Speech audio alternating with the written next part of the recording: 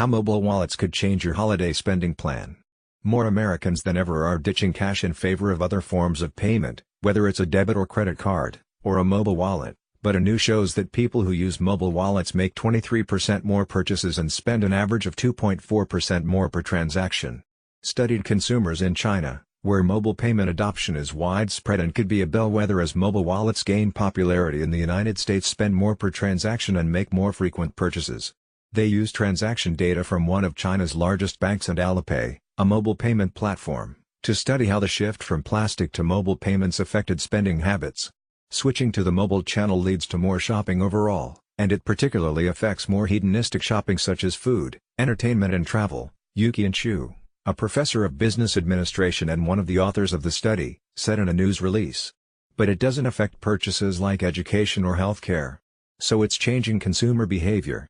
This year, 29% of Americans said that in a typical week, they made none of their purchases with cash, according to a survey from that's up from 24% in 2015. By 2020, 90% of smartphone users in the United States will have used some form of mobile payments, according to a report from. Among the most popular mobile wallets in the United States are Apple Pay, Samsung Pay, Android Pay, and Walmart Pay, with each having their own limitations, including device compatibility and where they can be used. Apple Pay is expected to account for half of all mobile wallet usage by 2020, according to a report from. However, a survey from reported that 13% of smartphone users in the United States had tried it. Of the respondents in the United States, 3% said they used Apple Pay during their last shopping trip. While mobile wallet adoption is growing in the United States, there is some good news from the University of Illinois study that shows it may all actually even out in the end. People charged 3.9% less on their physical credit cards after they started using Alipay, according to the study. However, they spent 0.3% more making payments through a computer. With the average American, it's a reminder that the ease of tapping a smartphone or swiping a card to pay can easily make a shopper forget about how much they're really spending. It's also another example of how technology can prompt consumers to spend more money.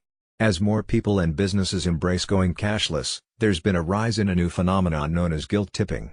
After a cashier swipes a customer's card on a tablet-based payment system, such as Square, Revel, or ShopKeep, they're usually presented with a tip screen and several buttons to choose the percentage they want to tip, or they can press the alternative no tip right in front of the cashier.